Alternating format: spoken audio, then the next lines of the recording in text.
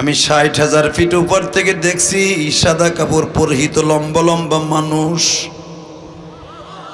এরা আমাদের বোমগুলাকে বৃষ্টির মতো ফেলেছি, বম্বিং গুলা করেছি। কারণ তোমাদের কাতার দিয়ে যখন নামাজ নামক স্থানে যখন দেখলাম, তখন মনে মনে ভাবছি এটাই বুঝি সুবর্ণ সুযোগ তোমাদের মেরে ফেলা। তখন আমরা একটা ডাক দিয়ে যখন বম্বিং আরম্ভ করলাম বৃষ্টির মতো, একটা বোমও ফুটলো না, বরঞ্চ সব বোমগুলা তোমাদের নামাজের কাতারের সামনে। বলো তো এই সৈন্যগুলা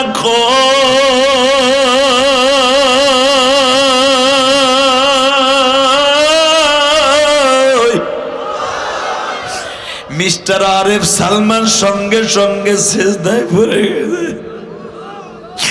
মালিক রে,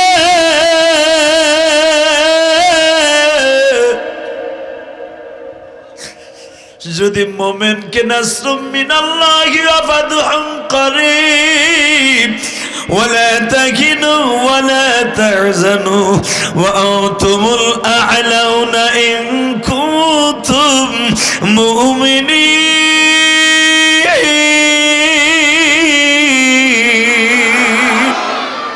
তোমার কোরআন সত্য মালিক। এই মিস্টার গ্যাকোয়ের প্রশ্নের জবাব আমি কি দিব? আমরা তো চোখে দেখি নাই কারা বোমগুলারে দরিয়া দরিয়া রেখে গেছে। ইলহামের মধ্যে আওয়াজ হইতেছে, আরিফ সালমান রে, এখনো বুঝোস নাই? ওয়া ইস্তাস্তাগীসুনা রাব্বাকুম ফাস্তাজাবা লাকুম আন্নী মুমিদ্দুকুম বিআলফিন মিনাল মালাইকাতি মুরদিফিন। আমার নবী বদরের মাঠে নামছে, নবী আল্লাহর কাছে হাত দুইটা উঠে বলে, মালিক রে, আমার সৈন্যদের মাত্র 6 খান তরবারি, 2টা যুদ্ধের ঘোড়া, 2টা যুদ্ধের পোশাক, আর ওরা হলো 1000-এর বাহিনী। ওদের সামনে আমার বাহিনী শুকনা পাতার মতো উড়িয়ে যাবে। আল্লাহ, তুমি যদি মাঠে না নামো, আমার সৈন্যগুলো একটাও বাঁচবে না, বাঁচবে না, বাঁচবে না, বাঁচবে না। আল্লাহ সঙ্গে সঙ্গে বললেন, ওয়া ইস্তাস্তাগীসুনা রাব্বাকুম ফাস্তাজাবা লাকুম আন্নী উবিদ্দুকুম বিআলফিন মিনাল মালাইকাতি মুরদিফিন। নবী, আপনার 3 হাত 300 নয়, আপনার সাহাবীদের জন্য প্রথম সহযোগিতার হাত বাড়াইলাম বিআলফিন মিনাল মালাইকা, 1000 ফেরেশতা। জোরে জোরে জোরে জোরে জোরে জোরে। প্রথম আপনার 300 জনের সাথে 1000 পাঠাইলাম, কত হইল এক মোট? আর ওরা কত? এখন অগো বেশি না মুসলমানকে বেশি? এই মুসলমান, মুসলমান যেখানেই সংখ্যায় কম, ওখানে আমার আল্লাহ সাহায্য শুরু। কিন্তু মুসলমান চাওয়ার মতো চাইতে হবে। বাজান দিবার আমার দিকে তাকাবার, আওয়াজ দিবা, দেখবো কয়জন আশিকে রাসূল আছো। এ যুবক ভাইরে, আহমদ আর মুহাম্মদ 2 পাশে বসা, বাবু লালমোহন মাঝখানে বসা। বাবু লালমোহনের ড্রাইভার হরিপদ ওরূপে পলাশ গাড়ি ড্রাইভিং চালাচ্ছি, তার পিএস বাম পাশে বসা।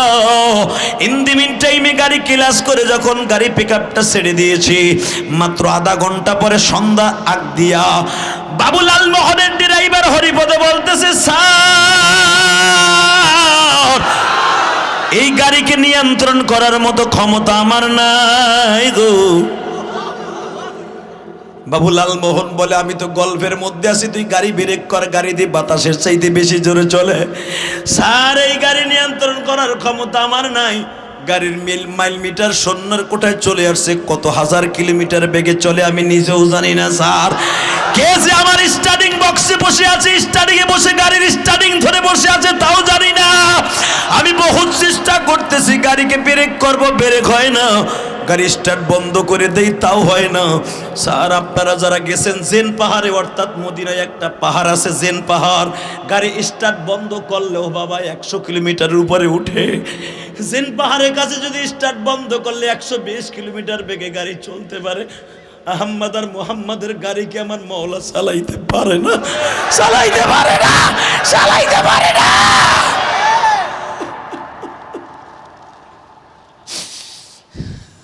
ওই রূপে পলাশ বলে, স্যার এই গাড়ি আমি নিয়ে তুল করতে পারবো না। আহমদ আর মোহাম্মদ পিছনের থেকে পলাশের ঘাড়ে হাত দিয়া বলে, তুমি শুধু এক্সট্রা ডিগটা ধরে বসে থাকো, আমার মাওলা আমাদেরকে নিয়ে যাবে। তুমি যেই চোখ দিয়ে দেখছো আমাদের পায়ে যেই মালিক সাহায্য করতে পারে, তোমার গাড়ি থেকে এত সময় 4 চাকায় সাহায্য করতে পারে না গো ড্রাইভার। ড্রাইভার স্টার্টে বসে পিছনের দিকে তাকায় বলে, আহ্বাদ রে, আমি সরকারি ড্রাইভার, মন্ত্রীর ড্রাইভার, কত এমপি মন্ত্রীর লিপ দিলাম, কত এমপি মন্ত্রীর ড্রাইভার করলাম, কোনোদিন দেখলাম না গাড়ি চালায় আমার আল্লাহ। যখন আজকে আল্লাহ গাড়ি চালায় আমি আর বসে থাকবো না, আমি তোমাদের দলে মুসলমান হয়ে গেলাম, মুসলমান হয়ে গেলাম।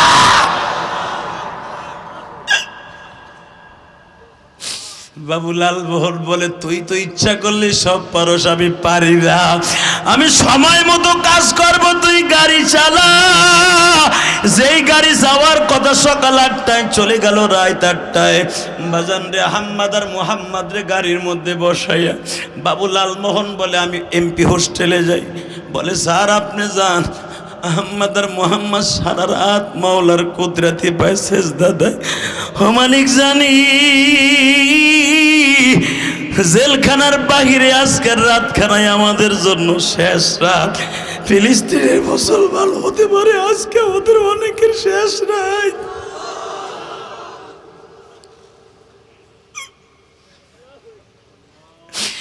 আল্লাহ তুমি দেখো আমার গাজীপুর মৌসাকের ভাইরা কান্দে গো, তোমার কি মায়া লাগে না?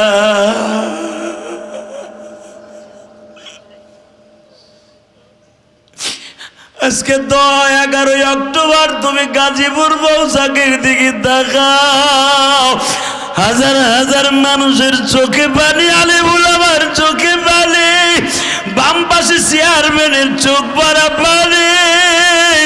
নবীর ইশকুনিয়া চিল্লায় আর বলতে চায়, গালটা কাত করে, ফিলিস্তিনের পক্ষে একটু ফেরেশতা পাঠায় দেখাও না। আহম্মদ আর মুহাম্মাদের মতো হাত, সাহায্যের হাত বাড়ায় দাও না। এবার সামনের মতো লাফ দিয়ে দাঁড়ায় যাবা কয়েকটা যুবক, হাত দুইটা উঁচা করে আহম্মদ আর মুহাম্মাদের মতো ফিলিস্তিনের পক্ষে একটা ডাক দেওয়ার, একবার আল্লাহকে ডাক দে যুবক, 11 অক্টোবর ডাক দে, ডাক দে, ডাক দে, ডাক দে, ডাক দে, ডাক দে, ডাক দে, ফিলিস্তিনের পক্ষে ডাক দে, 11 অক্টোবর ডাক দে, ডাক দে ভাই, পাগল হয়ে যা, আল্লাহকে ডাক দে, ডাক দে যুবক, ডাক দে, মাওলাকে ডাক দে, ডাক দে।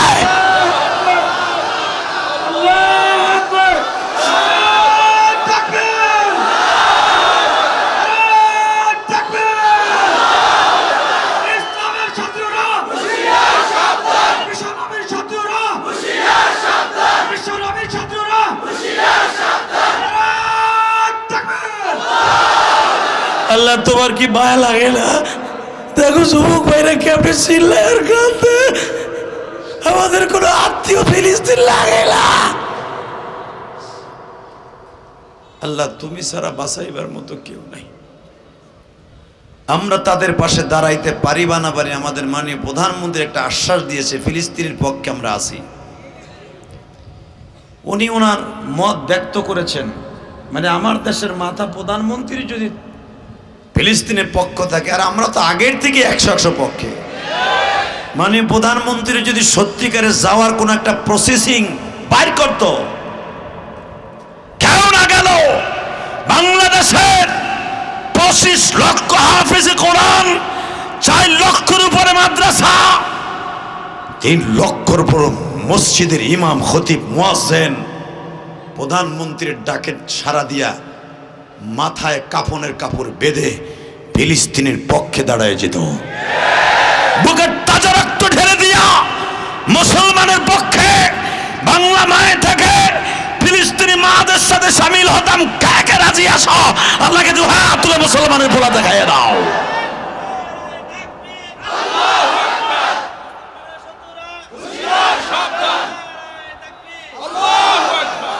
এলো তাকবীর। আমি দেখতেছি তালবে ইমরাও আছে, হুজুরও আছে, বইয়াবে মাক্কি মারতেছে। ওই বেটা, তাকবীর দিবা তুমি ইহুদি নাসারা যেগুলো ইমামগো বিরোধী। এমনও মসজিদের ইমাম সব আছে বেটা ঠিক মতো বৌরেলে ঘুমাইতে পারে না চাকরির চিন্তায়, যে ফজর নামাজ পড়াইছি কোন দোকানের সামনে যেন আমার বিরুদ্ধে ষড়যন্ত্র হইতেছে, জোহরটা পড়াইতে দিব কিনা সন্দেহ আছে। তা তোমরা তাকবীর দিবা না, আডুর জোরতে এমনি যাইব গা তোমাকে। এই মুসলমানের সন্তান, জীবন যাক আর থাক, সারা দুনিয়ার বেঈমানগুলো যদি এক হইয়া মুসলমানকে কিছু করতে চায়, ফিলিস্তিনের মুসলমানের ইমান এত শক্ত, এত শক্ত, আজকে যুগকে যুগ তারা মায়ের খাইতেছে, নির্যাতিত, নিষ্পীড়িত, পদদলিত। ঈদের দিন সহ বোম্বিং করে আমার মা, মুসলমান মা বোনদের কোলকে খালি করেছে ওই ইসরায়েল ইহুদি কুত্তার বাচ্চারা। কিন্তু মনে রাখতে হবে, যতই কষ্ট দিক না কেন ইহুদি নাসারারা মুসলমানকে যাররা পরিমাণ কোরআন থেকে, ইমান থেকে, সুন্নাত থেকে সরাইতে পারে নাই। এক মহিলা তার সন্তান শেষ, স্বামী শেষ, আজকে দেখেন ফেসবুকে, স্বামী শেষ, সন্তান শেষ, সব শেষ। মহিলা ইসরায়েল বাহিনীর এক সামনে দাঁড়ায় বলে আমারও শেষ করে দে, তবু তোদের কাছে ইমানকে বিক্রি করব না। তাদের ইমান কত শক্ত। আমি ইলিয়াসুর রহমান জিহাদির জোর আছে চাপায়, তোমার মসজিদের যত আছে সব আছে চাপায়। সত্যিকারে যদি ইমান আমল অন্তরে নিয়ে রাস্তায় নামে জিহাদের উদ্দেশ্যে, সে হলো ফিলিস্তিনি মা বোনেরা এবং যুবকেরা। এই ইসরায়েলের গোলা বালুদের সামনে পাথর দিয়ে প্রতিহত করতেছে ফিলিস্তিনি যুবকরা। গোলা বারুদ পাথর দিয়ে কেমনে প্রতিহত করে, কিন্তু দেখেন পাথরের মধ্যে আল্লাহ এমন অ্যাকশন দিছে, পাথরের সামনে ইসরায়েলে কুত্তা বাহিনী পিছনে হাঁটতে বাধ্য হয়েছে। এই নসরাতটা কার? আমি সেই জন্যই আয়াতটা পড়েছি, নাসরুম মিনাল্লাহি ওয়া ফাতহুন করিব ওয়া বাশশিরিল মুমিনিন। মুমিন ঘাবড়াইস না, ওয়ালা তাহিনু ওয়ালা তাহজানু ওয়া আনতুমুল আ'লাউনা ইন কুনতুম মুমিনিন। ইন কুনতুম কাফিরিন, ইন কুনতুম মুশরিকিন, ইন কুনতুম মুনাফিকিন। আল্লাহ বলেন নাই ওয়ালা তাহিনু ওয়ালা তাহজানু ওয়া আনতুমুল আ'লাউনা ইন কুনতুম মুমিনিন। তোরা ঘাবড়াইস না, চিন্তা করিস না, নেক্সটে সাহায্য তোদের পক্ষে আসবে, নেক্সটে বিজয় তোদের পক্ষে আসবে। কে বলেছে? কে কে কে কে? দুই হাত উঁচা করে বলে কে বলেছে? কে? গলা ফাটায় ফিলিস্তিনি পক্ষে একটা তাকবীরে ধরে দিয়ে দাও উলামায়ে কেরাম। তাকবীর! নারে তাকবীর! আল কুরআনের শত্রুরা, মুসলমানের শত্রুরা, উলামাদের শত্রুরা, নারে তাকবীর! আল্লাহ এই কণ্ঠগুলাকে হাউজে কাউসারের কাছে তুমি বিক্রি করে নাও। তাকবীরের ধ্বনি দিতে গেলে বাংলাদেশে এক জাতি আছে, এক জাতি আছে, পুলিশের এক অফিসারের কো, এটা পাকিস্তানের আওয়াজ। নাউজুবিল্লাহ বলেন না? এই তাকবীরের ধ্বনিকে যারা ডিভাইডেড করে, এই দুঃখ পৃথিবীর আল্লাহ ছাড়া কারো কাছে বলা যাবে না। আমি ধন্যবাদ জানাই আমার দেশের প্রশাসনকে এবং মাননীয় প্রধানমন্ত্রীকে। উনি এই ফিলিস্তিনের দুঃসময়ে অন্তত কথা দিয়ে যে আশ্বাস দিয়েছেন, আমাদের পার্শ্ববর্তী দেশ ভারত, উনি ইসরায়েলের পক্ষে। কি বলবো, আর তারা তো থাকবেই, সমস্ত মুশরিকরা তো মিল্লাত ওয়াহিদা, ওরা তো এক বডি, আর আমরা মুসলমানরা হলাম এক বডি। জীবন যাবে, পৃথিবীর কোনো বেঈমানের সামনে মাথা নত করবো না। রাজনীতি যেটা মনে চায় সেটা করতে পারি, কিন্তু ইমান কারো কাছে বিক্রি করব না। কথা ঠিক না বেঠে? রেডি আছেন তো? ইনশাল্লাহ বলেন তো। দুই ফোঁটা চোখের পানি দিয়ে কিছু করতে পারি বা না পারি, এই চোখ দিয়ে ফিলিস্তিন দেখতে পারি বা না পারি, দুই ফোঁটা পানি দিয়ে আমার মওলার কাছে একটা দরখাস্ত সাবমিট করবো আজকাল। আল্লাহ যেন ফিলিস্তিনের পক্ষে ফেরেশতাদের দ্বারা সাহায্য করে। ইনশাল্লাহ বলেন তো দেখি। আল্লাহু আকবার জোরে বলেন তো, আল্লাহু আকবার জোরে বলেন। আল্লাহু আকবার আরো জোরে বলতে হবে মুসলমান, আল্লাহু আকবার জোরে বলো। মুসলমান যদি আল্লাহ আকবারের ধরে দিয়ে এখনো হাত উঁচা করে আল্লাহকে গালটা কাত করে চোখের পানি দিয়ে এখনো আল্লাহকে ডাক দেয়, আল্লাহ মুসলমানের পক্ষে কাজ করবে। কারণ 1988 সালে আপনাদের জানা আছে, 1988 সালে রাশিয়া যখন আফগানিস্তানের বিরুদ্ধে সেই মিস্টার গ্যাকওয়ে 30,000 সৈন্য নিয়ে বড় বড় ঢেকির মতো বোম্বিং করতেছিল জালালাবাদে, সে মাহমুদ গাজনবীর জামানা, মাহমুদ গাজনবীর মহলে যখন সেই তুরাবোরা পাহাড় জালালাবাদে যেখানে বোম্বিং করতেছিল মিস্টার গ্যাকওয়ে, তাদেরকে প্রতিহত করতে গিয়েছিল মুসলমান সেনাপ্রধান মিস্টার আরএফ সালমান। যেরকম মারহাবা। আরে ভাই, আল্লাহ তো, আল্লাহকে তো মুসলমান দেখে যুদ্ধ করে, ঠিক না ঠিক? কষ্ট হইতেছে। আমার উঠানের কথা ছিল 9:30টায়, যাই হোক, যে কোনো কারণে দেরি হয়ে গেছে। তবে শুধু আমার দিকে তাকায় থাকবেন আর ইমানের প্রেম লইয়া, ফিলিস্তিনের মুসলমানদের প্রেম লইয়া। ওরে ফিলিস্তিনি অবস্থা যদি আমার দেশে হয় কি অবস্থা হবে বলেন? ফিলিস্তিনে তো এত যুগকে যুগ যুদ্ধ চালায় এখনো তারা মাজা খাড়া করে টিকে আছে। ওই দেশে তো পাথর আছে, গোলা বারুদের সামনে পাথর দিয়ে তারা উৎপত্তি করছে। আমার দেশে তো পাথরও নয়। কথা কন না কেন? আমরা কি দিয়া করবা? আমাদের শুধু একটাই সম্বল আছে, তাকবীরের ধ্বনি আর চোখের বাণী। Ready ready. আফগানে আল্লাহকে দেখেছি, কিতাবটা মোতালা করবেন উলামা ইকরাম, এটা পড়া দরকার উলামা ইকরামের। আফগানে আল্লাহকে দেখেছি, এই কিতাবটা মোতালা করবেন, ইসলামী ফাউন্ডেশনে পাওয়া যায়। আর সালমান দেখলেন মিস্টার গ্যাকওয়ে প্রায় 700 জেট বিমান নিয়ে স্কট ক্ষেপণাস্ত্র বোম্বিং করতেছে। আরএফ সালমান সেই তোরাবরা পাহাড়ের গুহার থেকে আসরের নামাজ রক্ত হয়ে গেল। আরএফ সালমান বললেন, ওয়ালা তাহিনু ওয়ালা তাহজানু ওয়া আনতুমুল আ'লাউনা ইন কুনতুম মুমিনিন। শুধু এখানেই নয়, নাসরুম মিনাল্লাহি ওয়া ফাতহুন করিব ওয়া বাশশিরিল মুমিনিন। আল্লাহ যদি মুসলমানের পক্ষে খুশখবরি দিয়ে থাকে, চিন্তার কোনো কারবার নাই। আপনারা ফিজিক্যালি এই সশরীরে পাহাড়ের গুহা থেকে বের হয়ে ওযুর পানি না থাকলে তায়াম্মুম করে রাস্তার উপরে নামাজে দাঁড়ায় যান। জোরে জোরে জোরে জোরে জোরে। আর আল্লাহ করে বলছি, ইয়া আইয়ুহাল্লাযীনা আমানুস্তাঈনু বিস-সাবরি ওয়াস-সালাহ, আমার কাছে চাইবা নামাজ আর সবর দিয়া। আমরা এখন আসরের নামাজের মধ্যে আমার মাওলার কাছে চাবো, যেভাবে বোম্বিং হচ্ছে পুরা তোরাবোরা পাহাড় জালালাবাদ ধুলি সাফ হয়ে যাবে। এটা আমার বাফের বানানো কথা না, ইতিহাস তার প্রমাণ। 1988 সাল, বেশি দিন আগের কথা না।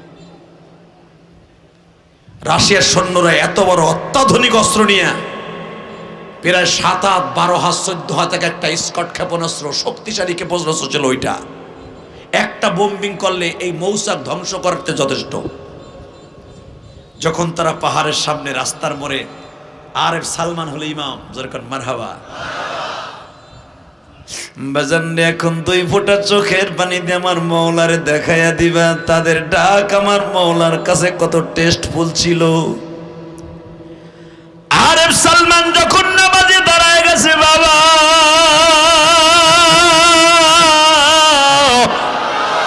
মওলার প্রেমের সাগরেতে, মওলার প্রেমের সাগরেতে যেজন ডুব মারে ভাই,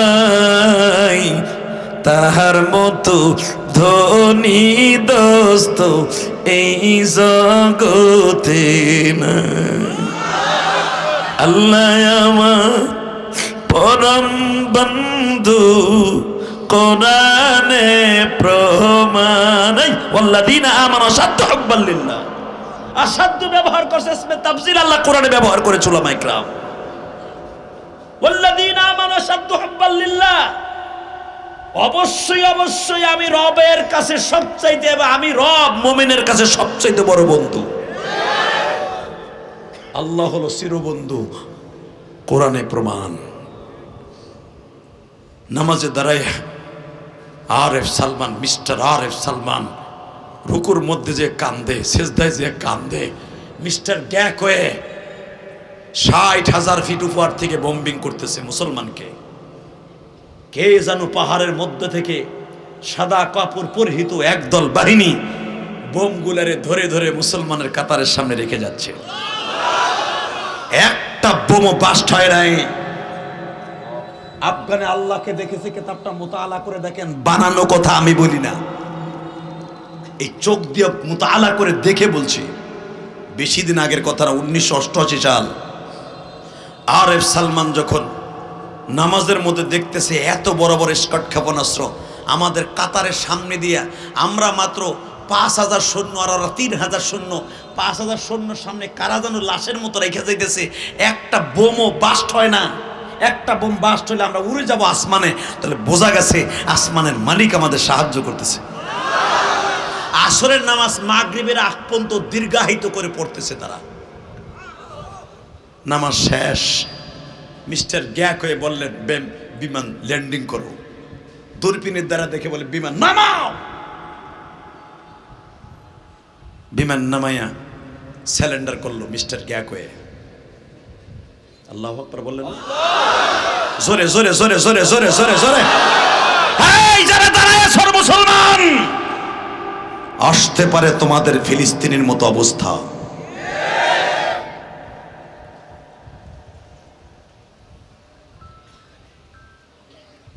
মিস্টার গ্যাকওয়ে দুহাত জোর করে আরএফ সালমানের সামনে বলে, আমার একটা প্রশ্নের উত্তর দেন, আপনারা কি এই কয়জন সৈন্যই না কোনো সৈন্য লুকায়িত আছে?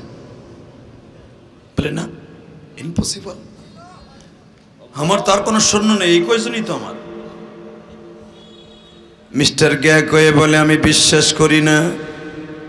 আমি 60,000 ফিট উপর থেকে দেখছি সাদা কাপড় পরিহিত লম্বা লম্বা মানুষ। এরা আমাদের বোমগুলাকে বৃষ্টির মতো ফেলেছি, বম্বিং গুলা করেছি। কারণ তোমাদের কাতার দিয়ে যখন নামাজ নামক স্থানে যখন দেখলাম, তখন মনে মনে ভাবছি এটাই বুঝি সুবর্ণ সুযোগ তোমাদের মেরে ফেলা।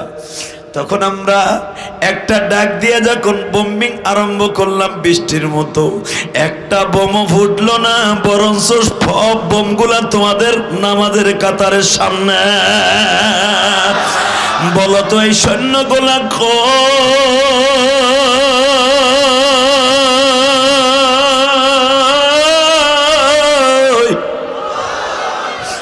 মিস্টার আরএফ সালমান সঙ্গে সঙ্গে সেজদায় পড়ে গেছে।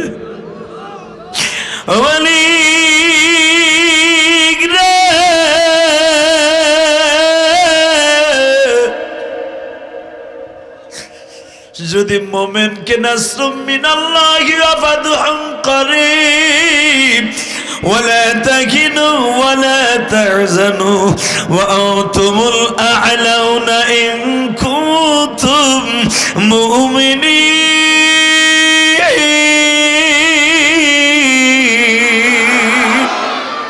তোমার কোরআন সত্য মালিক। এই মিস্টার গ্যাকওয়ের প্রশ্নের জবাব আমি কি দিব? আমরা তো চোখে দেখি নাই কারা বোমগুলারে ধরিয়া ধরিয়া রেখে গেছে। ইলহামের মধ্যে আওয়াজ হইতেছে, আরএফ সালমান রে, এখনো বুঝোস নাই? ওয়া ইস্তাস্তাগীসুনা রাব্বাকুম ফাস্তাজাবা লাকুম আন্নী মুমিদ্দুকুম বিআলফিন মিনাল মালাইকাতি মুরদিফিন। আমার নবী বদরের মাঠে নামছে, নবী আল্লাহর কাছে হাত দুইটা উঠে বলে, মালিক রে, আমার সৈন্যদের মাত্র 6 খান তরবারি, 2টা যুদ্ধের ঘোড়া, 2টা যুদ্ধের পোশাক, আর ওরা হলো 1000-এর বাহিনী। ওদের সামনে আমার বাহিনী শুকনা পাতার মতো উড়িয়ে যাবে। আল্লাহ, তুমি যদি মাঠে না নামো, আমার সৈন্যগুলো একটাও বাঁচবে না, বাঁচবে না, বাঁচবে না, বাঁচবে না। আল্লাহ সঙ্গে সঙ্গে বললেন, ওয়া ইস্তাস্তাগীসুনা রাব্বাকুম ফাস্তাজাবা লাকুম আন্নী উবিদ্দুকুম বিআলফিন মিনাল মালাইকাতি মুরদিফিন। নবী, আপনার 3 হাত 300 নয়, আপনার সাহাবীদের জন্য প্রথম সহযোগিতার হাত বাড়াইলাম বিআলফিন মিনাল মালাইকা, 1000 ফেরেশতা। জোরে জোরে জোরে জোরে জোরে জোরে। প্রথম আপনার 300 জনের সাথে 1000 পাঠাইলাম, কত হইল এক মোট? আর ওরা কত? এখন অগো বেশি না মুসলমানকে বেশি? এই মুসলমান, মুসলমান যেখানেই সংখ্যায় কম ওখানে আমার আল্লাহ সাহায্য শুরু। কিন্তু মুসলমান চাওয়ার মতো চাইতে হবে। ফিলিস্তিনের মুসলমানের পক্ষে তারা বাড়ি হারা, ঘর হারা। আজকে পেপারে দেখছেন সকালবেলা তাদের দেশ কি হবে জানে না তারা। কার স্ত্রী কোথায়, কার সন্তান কোন পাহাড়ে লুকিয়ে আছে বাপ জানে না। এই দৃশ্য যদি তোমার পাগলা ভাই হইতো, এই ফ্যাক্টরির উপরে যদি বোম্বিং হইতো, এই কর্মচারীগুলো কোথায় পালাইতো? কোথায় থাকতো বিবি, কোথায় থাকতো মা, কোথায় থাকতো বাবা? তোমার নিজের দিকে তাকাইয়া একটা অবস্থা উলামায়ে কেরাম ফিলিস্তিনের পক্ষে আল্লাহ আমরা কিছুই দিলাম না, একটা তাকবীর আওয়াজ দিলাম। 313 জনের সাথে 1000 ফেরেশতা পাঠাও, আল্লাহ সাহায্য পাঠাও। বুঝতে হবে কে কে আল্লাহকে দু হাত তুলে দেখায় দাও, আল্লাহকে দেখায় দাও, হাজার হাজার মুসলমান দেখায় দাও।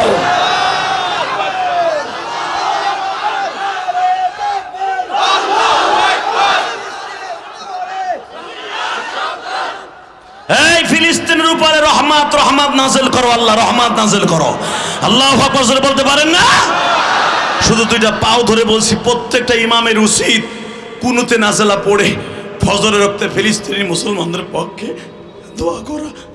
যেই ফিলিস্তিনে এমন একটা ঘর আছে যেটা কাবা ঘরের আগে, যেটাকে বাইতুল মুকাদ্দাস মুসলমানের প্রথম কিবলা ছিল।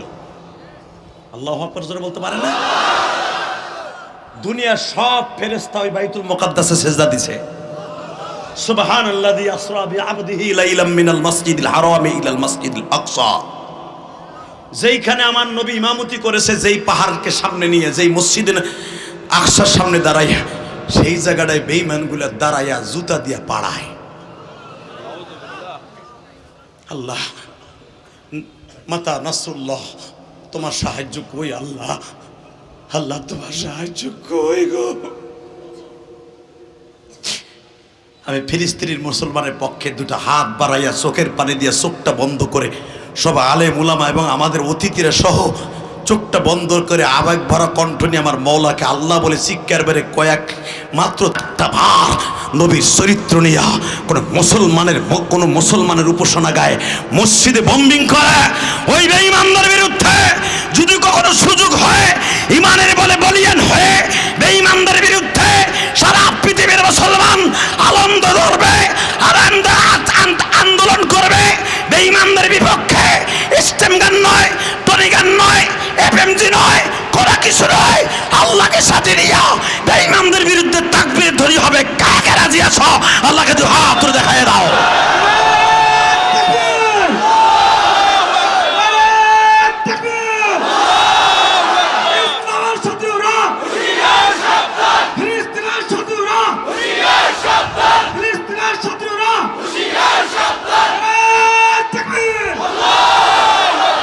আল্লাহ তোমার কাছে যদি তাকবীরের ধ্বনি এত পছন্দ হয়, হাজার হাজার মানুষ সারাদিন কাজ করে আমার যুবক ভাইরা দাঁড়ায় দাঁড়ায় তাকবীর দিছে, এই তাকবীরের আওয়াজটা ফিলিস্তিনি মুসলমানের কলিজায় ঢুকায় দাও। রেডি আছেন? আল্লাহু আকবার বলেন তো। জানেন এই শব্দটা আমার আল্লাহর কাছে কত লাইকপূর্ণ, পছন্দনীয়, যেটা নামাজের জন্য ফরজ হয়ে গেছে। আহমদ আর মোহাম্মদ বলে, মা আমার নাম কেন রাখছিলাম মোহাম্মদ? আরে আমি ওয়াজে গেছিলাম, ওয়াজে যাই হুজুর ওয়াজ করছিল, যেই ঘরে আহমদ আর মোহাম্মদ নাম থাকবে ওই ঘরে কোনোদিন আগুনে পুড়বে না, ওই ঘরে কোনোদিন অশান্তি হবে না। তখন আমার বিয়ে হয় নাই তোর বাপের সাথে, আব্দুর রহমানের সাথে। তোর বাপের নাম আব্দুর রহমান। ও মা, তারপরে আমি তখনই বিবাহের আগে নিয়ত করছিলাম, যদি আল্লাহ আমার ছেলে সন্তান দেয়, ছেলে সন্তান নাম রাখবো আহমদ আর মোহাম্মদ। আপনার কষ্ট হয়ে গেছে? আমি এত সুন্দর কথা কই, আমার নবীর নাম আহম্মদ, আমার নবীর নাম মোহাম্মদ। বাংলার জমিনে আজকে আসাদ নূরের মতো বরিশালে জন্ম নিয়েছে বেজন্মা আসাদ নূর। সে আমার নবীর কয় মরুভূমির ডাকায়। নবী মোহাম্মদ বলে তার ফুফাতো বোন উম্মে হানি, যার বাড়ির থেকে মেয়েরাজে গেছে আমার নবী, 5 ওয়াক্ত নামাজ আনছে, যে উম্মে হানির সাথে বলে পরকিয়া করে নবী বিয়ে করছে। 6 বছরে আয়েশাকে বিয়ে করছে। নবী যদি বেঁচে থাকতো নবীর বলে ফাঁসি হইতো বাল্য বিবাহের কারণে। আসাদ নূরে এই বেজরমা যদি মায়ের স্তনের দুধ খেয়ে থাকো সেই চেয়ারম্যান সামনে, চেয়ারম্যানের যদি তোরে পায়ে জায়গায় পুঁতে লাইব। কথা ঠিক না বেঠে? এই মুসলমানের বলে এবার একটা আওয়াজ দিস, জীবন যাক আর থাক। আসাদ নূরের খালতো ভাই, মামাতো ভাই, শাস্তো ভাই, ফুফাতো ভাই, জ্যাঠাতো ভাই যারা বাংলার জমিনে আছে ওর পক্ষে যে কথা কবে ওরে 2 টুকরা বানায় হেলাবো। রাজি আছো না নাই? আজকে 10 অক্টোবর আওয়াজ দে মুসলমানের পোলা। আসাদ নূর যদি বাংলাদেশ মাটিতে কোনোদিন আসে, তাসলিমা রাসরিন এই দেশে আসতে পারে নাই। আসাদ নূরের মতো বেঈমান যদি বাংলার জমিনে আসে, 10 অক্টোবর আওয়াজ দে, ওর জায়গায় পুঁতে ফেলবো, জায়গায় পুঁতে ফেলবো, জায়গায় পুঁতে ফেলবো, জায়গায় পুঁতে ফেলবো, জায়গায় পুঁতে ফেলবো, জায়গায় পুঁতে ফেলবো।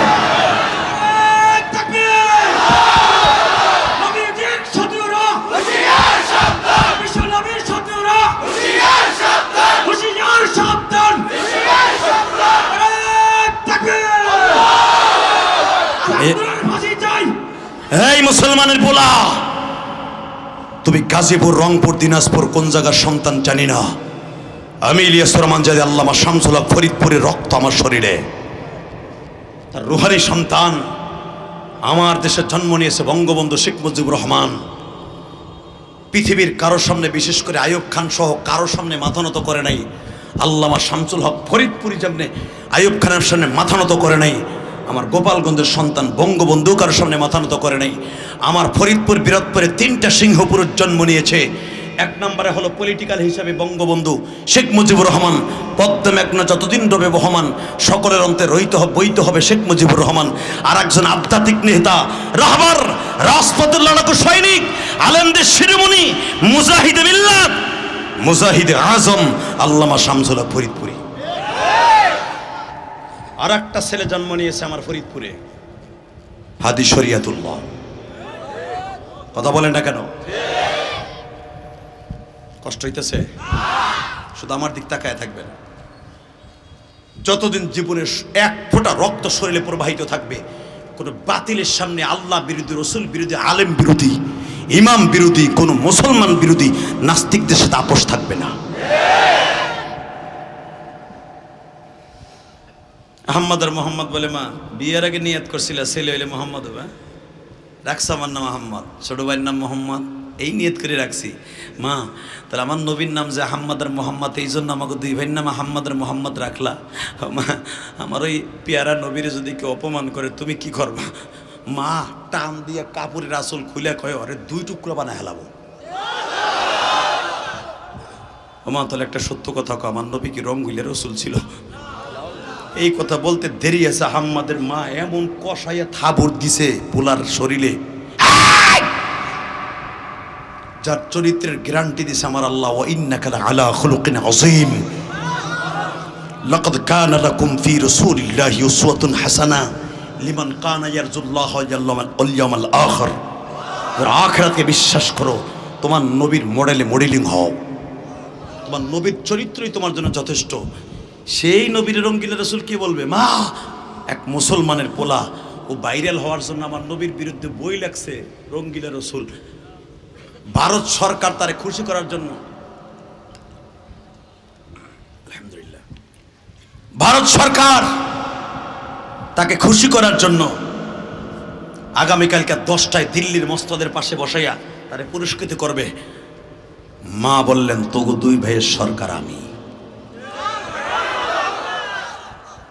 ভারতের অভিভাবক যেরকম ভাবে ভারত সরকার, তোগো 2 ভাইয়ের আমি হলাম অভিভাবক। আমি মাও ডিক্লার দিলাম, আগামী কালকে আমার স্তনের দুধ যদি খেয়ে থাকোস, আগামীকালকে 10টার আগে পৃথিবীর যত শক্তি হোক আরো যেখানে জন্ম নিক, 10টা বাজার আগে আমি মা ওরে দুনিয়া ছাড়া দেখতে চাই। আমার দোয়া তোদের সাথে আছে। ও মা, গুজরাট থেকে দিল্লি যাইতে ট্রেনে লাগে 3 দিনের উপরে। দিল্লি যাবো কেমনে? কয় কোনো ট্রেন না, আদম গাড়ি চালায় যাবে, দৌড়ে যাবে। মা তুমি দোয়া করলে যেতে পারবো। এই জন্য যুবক, তোদের যাদের মা বেঁচে আছে প্রতিদিন মার কাছে একবার 1 মিনিট হলো কথা বলবি। মায়ের দোয়া সাথে নিয়ে ফ্যাক্টরিতে কাজ করতে যাবি, সবাই প্যান্ট তৈরি করবে 5টা 10টা 100টা, তুই করবি 250টা। তুই তো বিবির কাছ থেকে সুমা দিয়ে বিবিরে যাস কে? মার একটা কথা দিয়ে সুমা দিয়ে যাওয়া যায় না? মা গো যাইতেছি, মা দোয়া করো, মা শরীরটা ভালো না, কোনো ডাক্তার লাগবে না, মা খালি কইব যা তুই ভালো হয়ে যাবেন ইনশাল্লাহ। তুই কাজের থেকে ফেরার আগে দেখবি আল্লাহ তোর সুস্থ করে দিছে। 1 টাকার ঔষধও লাগবে না, মা এমন একটা মেডিসিন, কোনো মেডিসিন লাগবে না। আল্লাহু আকবার জোরে বলতে পারো না? এই মুসলমানের পোলা দিকে তাকাও। আহম্মদ আর মোহাম্মদ মায়ের দোয়া নিয়ে দৌড় শুরু করলেন। জোহরের নামাজ পড়ে দৌড় শুরু করছে, তখন গুজরাট শহরের মুখ্যমন্ত্রীর নাম ছিল বাবু লালমোহন। কি নাম? বাবু লালমোহন পুরানা মডেলের পাজারো গাড়ি নিয়ে বাজান যাচ্ছে দিল্লি ওই অনুষ্ঠানে অ্যাটেন্ড করার জন্য। আহম্মদ আর মোহাম্মদ গুজরাট শহর থেকে পরানপুর থানা রহমতপুর গ্রাম থেকে দৌড় শুরু করছে বাজান রে। বেলা ডোবার আগে, মাগরিবের কিছু সময় আগে, হরিপদ ড্রাইভার বাবু লালমোহনকে বলতেছে, স্যার আপনার পাশের লুকিং গ্লাসের দিকে একটু তাকায় দেখেন, 2টা দেবতা আমাদের গাড়িকে ওভারটেক করে দৌড়ে চলে যাবে। বাবু লালমোহন বলতেছে, কি বলোস, এরা তো মানুষ না, এরা দেবতা। বলে না স্যার, মাথায় পাগড়ি, চাদর গায়ে, এমনভাবে সিংহের মতো দৌড়ে আসতেছে, পৃথিবীর কোনো মানুষ এত জোরে দৌড়াইতে পারে না। বাবু লালমোহন যেই রাস্তা দিয়ে যাওয়ার পালা, তাদেরও সেই রাস্তা দিয়ে যাওয়ার পালা। গিলাসটা নামায়া ডাক দিছে, তোমরা কারা গো? মানুষ না দেবতা, একটু বলিয়া যাইতা। আহম্মদ আর মোহাম্মদ আদম গাড়ি ব্রেক করে গিলাসের ফাঁক দিয়ে বলে, এ তুমি কে গো? আমরা দেবতা নয়,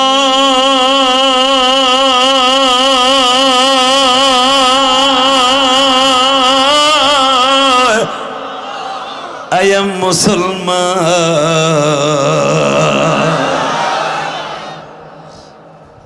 তোমার নাম কি?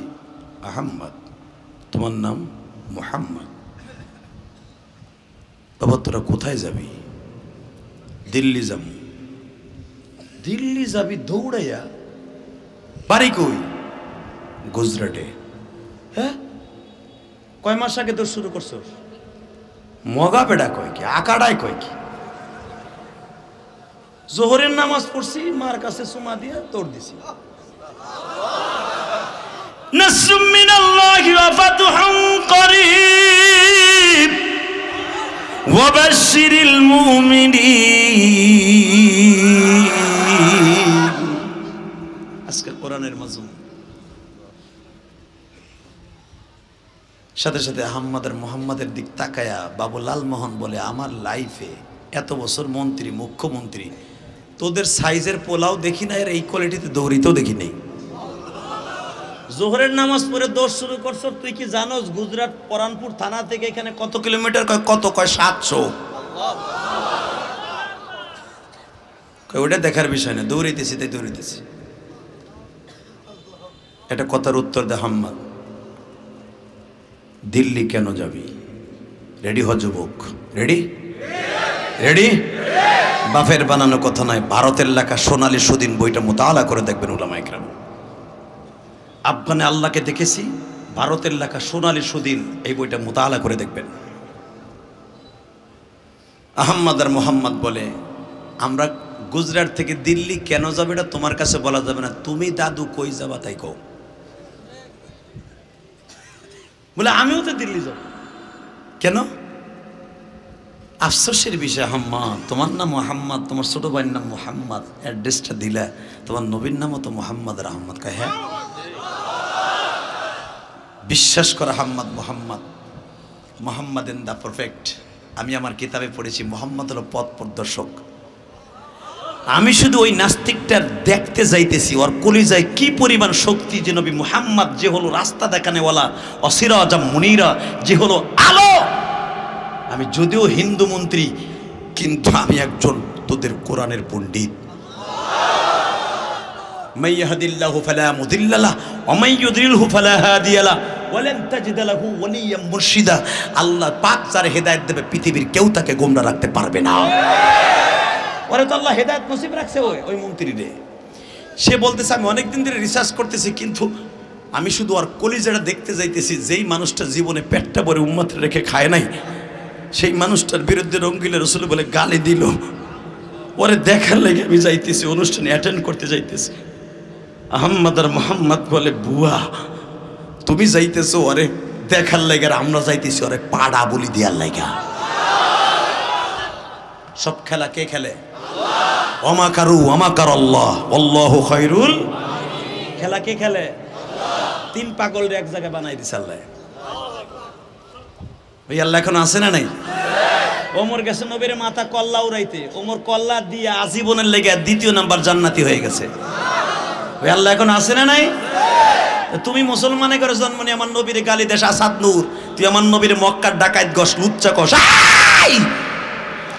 আশেকে রাসূল, তুই দেখোস নাই সরমনের এমন পাগল আছে, যদি এইরকম দুই সাইডে নাস্তিক পায় ওরে পাগড়ি দিয়ে ফাঁসি দিয়ে জাগায় মার্ডার করবে।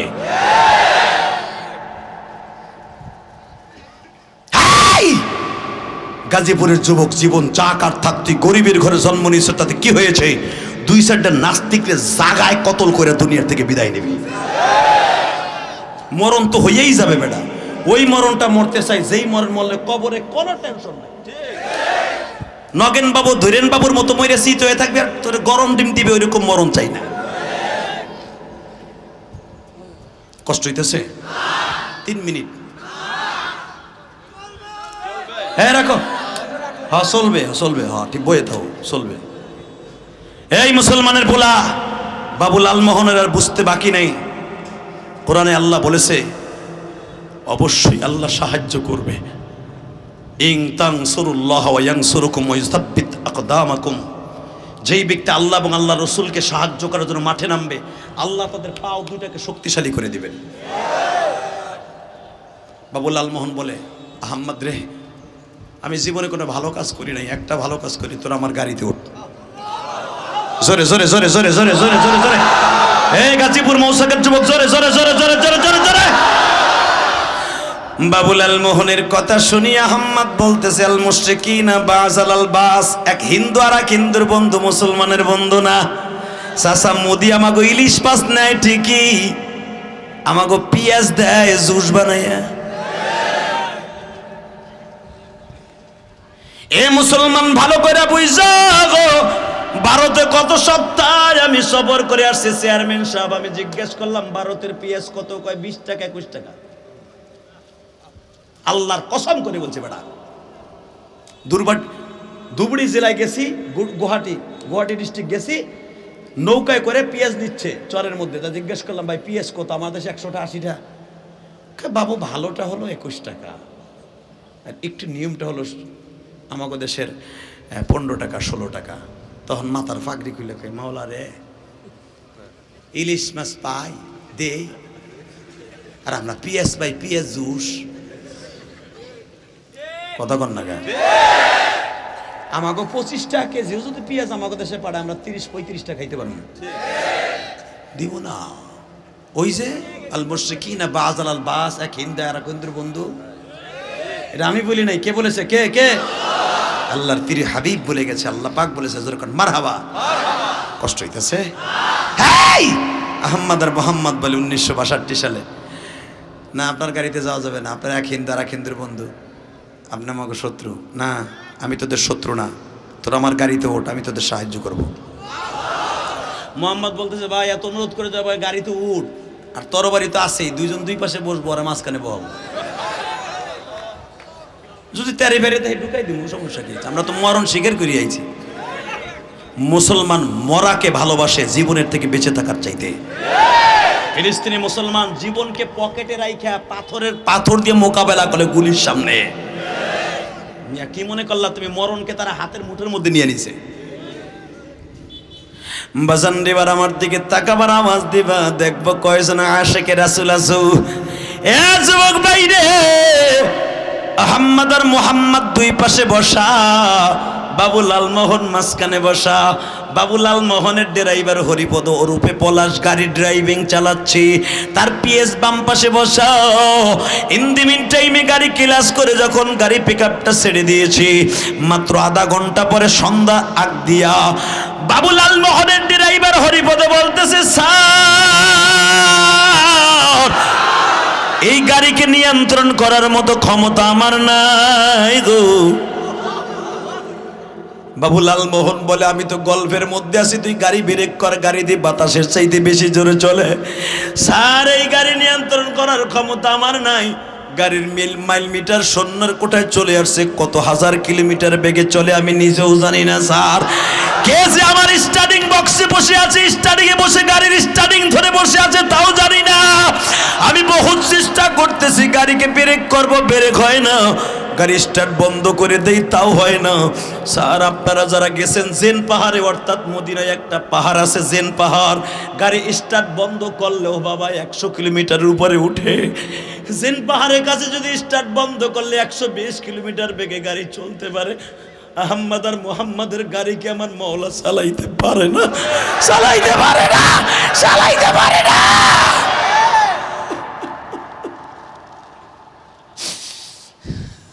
ওই রূপে পলাশ বলে, স্যার এই গাড়ি আমি নিয়ন্ত্রণ করতে পারবো না। আহম্মদ আর মোহাম্মদ পিছনের থেকে পলাশের ঘাড়ে হাত দিয়ে বলে, তুমি শুধু এক্সট্রা ডিগটা ধরে বসে থাকো, আমার মওলা আমাদেরকে নিয়ে যাবে।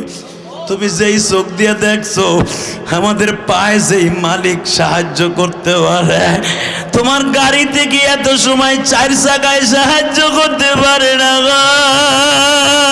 ড্রাইভার।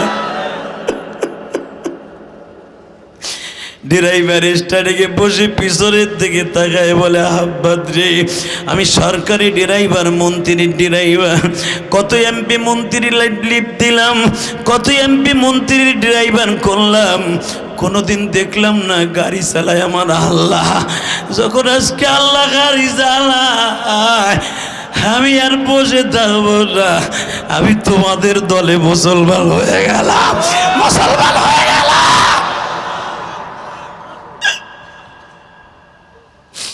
বাবু লালমোহন বলে, তুই তো ইচ্ছা করলে সব পারস, আমি পারি না।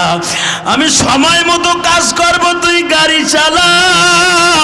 যেই গাড়ি যাওয়ার কথা সকাল 8টায় চলে গেল রাত 8টায়। বাজান রে আহম্মদ আর মোহাম্মদ রে গাড়ির মধ্যে বসাইয়া বাবু লালমোহন বলে, আমি এমপি হোস্টেলে যাই। বলে, স্যার আপনি যান। আহম্মদ আর মোহাম্মদ সারা রাত মাওলার কুদরতি পায় সেজদা দেয়। ও মালিক জানি জেলখানার বাহিরে আজকের রাতখানায় আমাদের জন্য শেষ রাত। ফিলিস্তিনের মুসলমান হতে পারে আজকে ওদের অনেকের শেষ রাত।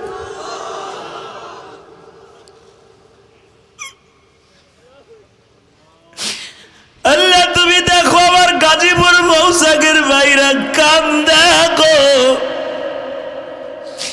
তোমার কি মায়া লাগে না?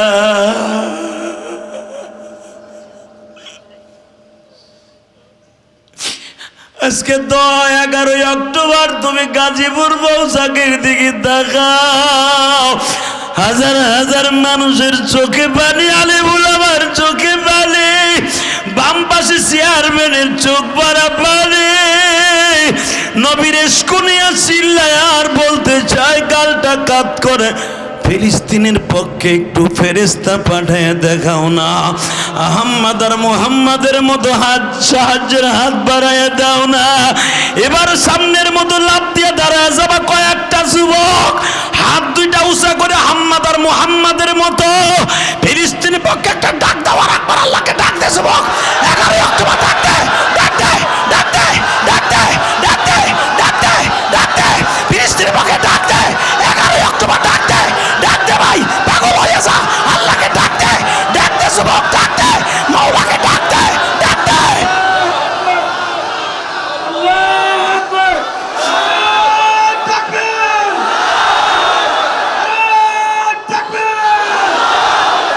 ইসলামের ছাত্ররা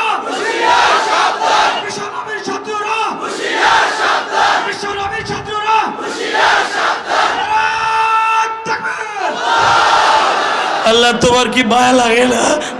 দেখো যুবক ভাইরা কেমনে চিল্লায় আর কাঁদে, আমাদের কোনো আত্মীয় ফিলিস্তিন লাগে না। আল্লাহ তোমার কি একটু মায়া লাগে না? আল্লাহ সারা দুনিয়ার ইমামরা আজকে রাত্রে দোয়া করবে। বাজান রে হাম্মদ আর মোহাম্মদ সারা রাত আমার মাওলার ডাকে, সকাল হওয়ার আগে বাবুলাল মোহন আহম্মদ আর মোহাম্মদের সামনে আসলেন। এবার আওয়াজ দিবি যুবক। আহম্মদ আর মোহাম্মদের সামনে দাঁড়ায় বলে, আহম্মদ রে, তোরা তো ওই বেঈমান রে মারার প্রসেসিং জানা নাই, আমি জানাই দেই। অনুষ্ঠান যখন শুরু হবে তখন আমি মাইক্রোফোন হাতে নিয়ে বলবো, সুধী মণ্ডলী, সুদূর গুজরাট শহর থেকে 2টা যুবক আসছে বইয়ের লেখককে পুরস্কৃত করার জন্য। তখন তোদের মনের আশা এতমিনানের সাথে পুরা করবি। বাজান রে যখন এই কথা বলছে, বেলা 11টায় অনুষ্ঠান শুরু হলো। বাবু লালমোহন মাইক্রোফোন হাতে নিয়ে বললেন, সুধী মণ্ডলী, সুদূর গুজরাট শহর থেকে 2টা যুবক আসছে। বাবু লালমোহন বলতেছে, এই গুজরাট শহর থেকে যুবক 2টা আসছে এই বইয়ের লেখককে পুরস্কৃত করার জন্য। আহম্মদ আর মোহাম্মদের এক হাতে হলো ফুলের মালা আর এক হাতে অস্ত্রের জ্বালা। অস্ত্রটাকে হাতের মধ্যে নিয়ে বলে, আহম্মদ আর মোহাম্মদ আগের থেকে প্রিপারেশন নিয়ে রেখেছে, যখন বেঈমান দাঁড়াবে ফুলের মালা গলায় দেব ঠিকই দীপ্তকণ্ঠ আওয়াজ দিয়ে বলবো, আমার নবীর দুশ্মন আর দুনিয়ায় কয়টা নিঃশ্বাস ফেলবি? যেই নবীর কারণে আসমান জমিন আমার মালিক বানাইছে, যেই নবী যদি রাস্তায় দাঁড়াইতো 50 গজ দূরের থেকে গাছ মাটি সিরিয়া নবীর কদমে পড়িয়া যাইত। তোর কলিজায় কত বড় সাহস, গাছের অক্সিজেন ঠান্ডা হয়ে যাইত নবীর দেখে। পাহাড়ের ছায়া উল্টা দিকে থাকলে নবীর দেখলে নবীর দিকে চলে আসতো। আজকে আমার নবীরে তুই রঙ্গিলা রসুল বলে গালি দেশ, এই দুনিয়ার আবহাওয়া তোর জন্য জায়েজ নাই। বাজান রে, ফুলের মালাটা গলায় দিয়েই আহম্মদ আর মুহাম্মদ ওই পাশে এক ভাই, ওই পাশে আর এক ভাই এই পাশে। আহম্মদ দীপ্তকণ্ঠ আওয়াজ দিয়ে বলে, ভাই মুহাম্মদ রে, আর দেরি করিস না রে, আমার আলেম ভাইরা আহম্মদের মতো তাকবীরের ধ্বনি দিয়া দিবা। আহম্মদ যখন বলে ফেললেন, ভাই মুহাম্মদ রে, চোখের ইশারা দিচ্ছি, নারায়ে তাকবীর।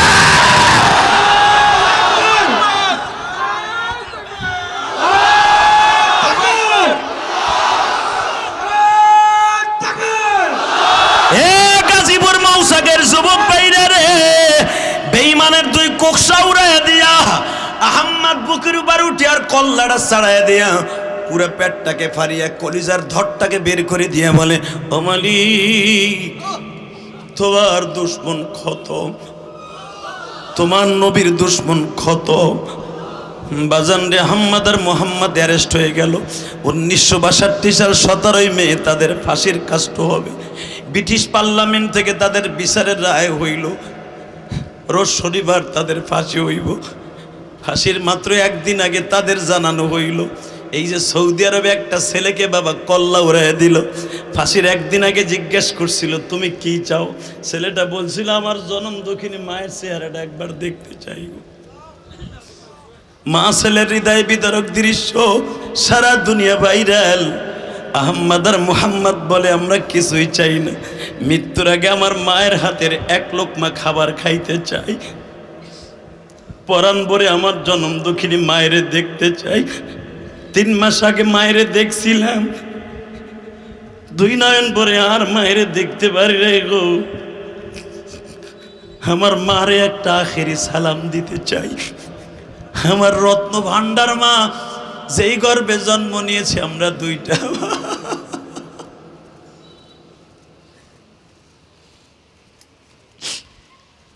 আহম্মদ আর মুহাম্মদের মা কেনা হইল, মায়ের হাতের খাবার যখন তাদেরকে জেলখানায় খাওয়াইতেছে, মা জিজ্ঞেস করে, আহম্মদ রে, এবার একটা আওয়াজ দিও, সর্বনাশ বুঝে দিনা রে, আশিকে রাসূল কয়জন আছো?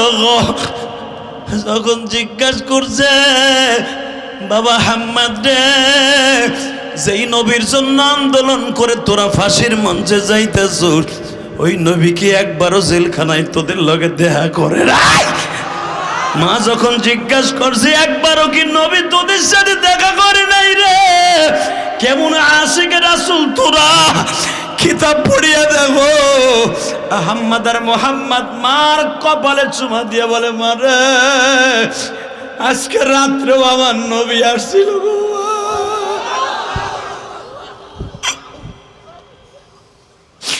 আশিকে রাসূল শুধু 12 রবিউল আউয়াল কেক কাটো আর বলে হ্যাপি বার্থডে টু ইয়া রাসূলুল্লাহ, নাউযুবিল্লাহ। আশিকে রাসূল কারে কয় রে?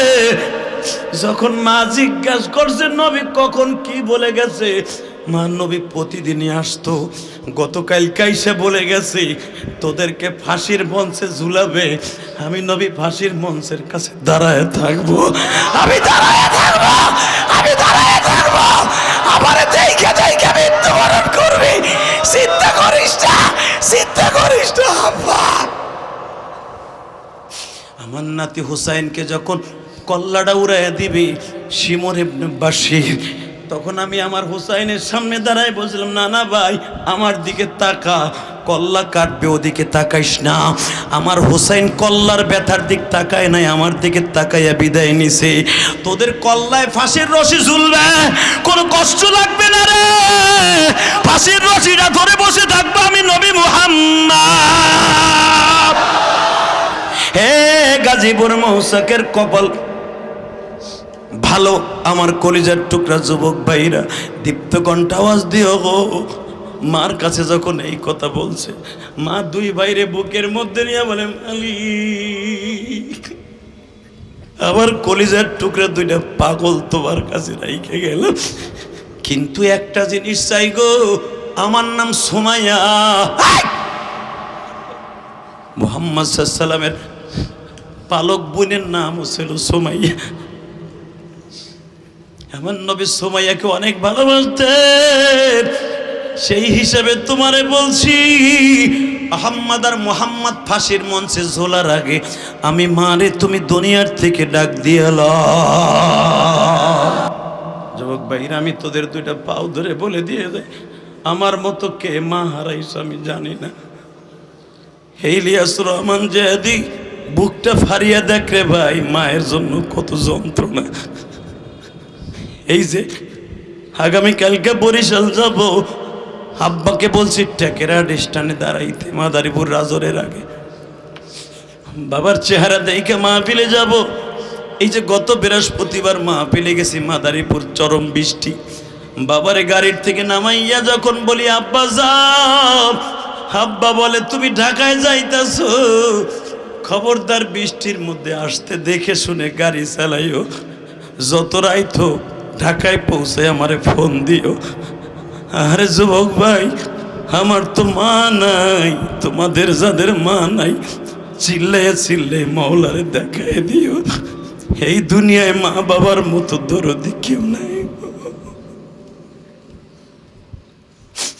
তোমরা যারা আজকে কেঁদেছ, এই যে এতিমখানা মাদ্রাসা আবু বকর সিদ্দিক রাদিয়াল্লাহু তাআলা আনহু, এই মাদ্রাসা মহিলা শাখাও আছে বাবা, কত এতিম ছেলে আছে মাদ্রাসায় পড়ে কিন্তু ভালো কোনো খাবার খাইতে পারে না।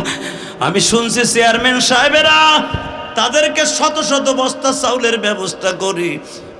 আমি আপনাদের দুইটা পাও ধরে বলে দিয়ে যাই, আমারও তো একটা এতিমখানা আছে, ওই হুজুর কাসিম হিসাব দেখে আসছে, 4 কোটি টাকা খরচ করে মসজিদ বানাইছি বাবা। আমি যখন হুজুরের বাসায় রেস্ট লইতেছিলাম, একটা ছেলে আমার সাথে দেখা করতে গেছে, বাড়ি ওর নেত্রকোনা বারহাট্টা। সে বলে হুজুর আমার মা বলছে আপনার মসজিদে 1000 টাকা দিতে। আলহামদুলিল্লাহ বলেন না, আমার মা ওয়াজ শুনে বলছে। আমি বলছি মা ওই হুজুর আইতেছে, বলে আমার পক্ষ থেকে হুজুরের মায়ের মসজিদে 1000 টাকা দিয়ে আমার জন্য দোয়া চাবি। হুজুর আমার মা অসুস্থ।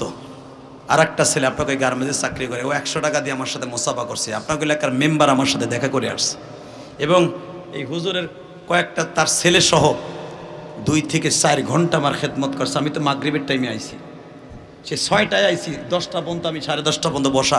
ওই ছেলেটা আমার অনেক খেদমত করছে। কত ছেলে আমার লাগে দেখা করতে গেছে। গতকালকে যে সভাপতি ছিল বিশ্বাস করেন, আমার মসজিদের টাকা দিয়ে আরে কান্দন হুজুর। আমি ঢাকায় মিরপুর 12 নম্বরে বাউনি বাদে অনেক বড় গার্মেন্টসের মালিক, কিন্তু আমি মসজিদ বানাইতে পারি নাই। আমি আপনার মসজিদে 2000 টাকা দিয়ে দোয়া চাই, আমার মায়ের জন্য দোয়া করেন। ওই সভাপতি ওই মাদ্রাসায় দিছে 2 লক্ষ টাকা। আল্লাহর কসম করে বলছে 2 লাখ টাকা দিছে ওই মাদ্রাসায়, আমার মসজিদে টাকা দিয়ে দোয়া চাইছে। আমি সবার জন্য দোয়া করব। 30টা সেকেন্ডে মাত্র 100টা যুবক চাইব, 100টা যুবক। আমি জানি না আমি যদি পাই আমি জান্নাতে যাইও, আল্লাহ যদি আমাকে জান্নাত দেয়, জানি না দিবে কিনা, অথবা তোমার এই এলাকার একটা মসজিদের ইমামও যদি জান্নাতে যায়, যারা আমার সাথে বন্ধুত্ব করবা, যারা আমার ডাকে সাড়া দিবা, আমি জান্নাতে যেয়ে তোমারে খুঁজবো। কি আমার বন্ধু হইবা না? হইবা? হবি ভাই? আমি শুধু 100টা যুবক চাইব, সময় 1 মিনিট থেকে 5 মিনিট। এই এতিমখানা মাদ্রাসায় মাত্র 100টা যুবক, 50 কেজি ওজনের 1 বস্তা চাউল, যে কয় টাকা দাম হোক, 2500 হোক, 3000 হোক, 2000 হোক, তুমি যেই চাউল খাও, 100টা যুবক 1 মিনিট দাঁড়ায় বলবা হুজুর 1 বস্তা চাউল আমি দিমু। মাত্র 100টা যুবক 1 মিনিট দাঁড়াও, তো কে দিবা? দাঁড়াও, দাঁড়া, তোর পাও ধরছি, দাঁড়া, দাঁড়া যুবক, 1 বস্তা চাউল দিবি, দাঁড়া, দাঁড়া ভাই, দাঁড়া, দাঁড়া, তোর পাও ধরছি, দাঁড়া, দাঁড়া যুবক, তোরে আমি বন্ধু বানাবো, আমি জান্নাতে গেল তোর খুঁজবো, দাঁড়া, দাঁড়া, মাত্র 1 বস্তা চাউল, অথবা যাদের তৌফিক আছে 5 বস্তা চাউল। হুজুর আমার মার নামে 1 বস্তা, বাবার নামে 1 বস্তা, কে কয় বস্তা দিবা? তাড়াতাড়ি লেখো, জলদি লেখো, জলদি লেখো, জলদি লেখো। তোরে বন্ধু বানাবো যুবক, আমি জান্নাতে যেও তোর খুঁজবো। তাড়াতাড়ি লিখে বলো, তাড়াতাড়ি লেখো। 5 বস্তা, 1 বস্তা, 2 বস্তা, 1 বস্তা, 2 বস্তা, 5 বস্তা, 1 বস্তা, 2 বস্তা, 5 বস্তা। আর কেউ নাই দোস্ত? আর কেউ নাই পাগল? আর কেউ নাই? 1 বস্তা চাউল চাইছি, 2 বস্তা চাউল চাইছি, 5 বস্তা চাউল চাইছি। বলেন না ভাই আর কে দিবেন? ছাত্ররা খাইবে আর তুই জান্নাতে থাকবি, ছাত্ররা খাইবে আর তুই জান্নাতে থাকবি। যুবক ভাই বলো আর কে? আর কে 1 বস্তা চাউল দিবা, 5 বস্তা চাউল দিবা, 1 বস্তা ডাউল দিবা? তাড়াতাড়ি বলো, তাড়াতাড়ি বলো, আমি বলছি আল্লাহ তোমাকে মাফ করে দেবে। তাড়াতাড়ি বলো, তাড়াতাড়ি, তাড়াতাড়ি লেখো, জলদি লেখো। কি 1 বস্তা চাউল দেওয়ার মতো কেউ নাই রে ভাই? এই 50 কেজি ওজনের চাউল বস্তা দেওয়ার মতো কেউ নাই? এই 25 কেজি তো পারবা, 2 বস্তা। 1 বছর বইয়া দরকার হয় যে কোনো সময় বছরের মধ্যে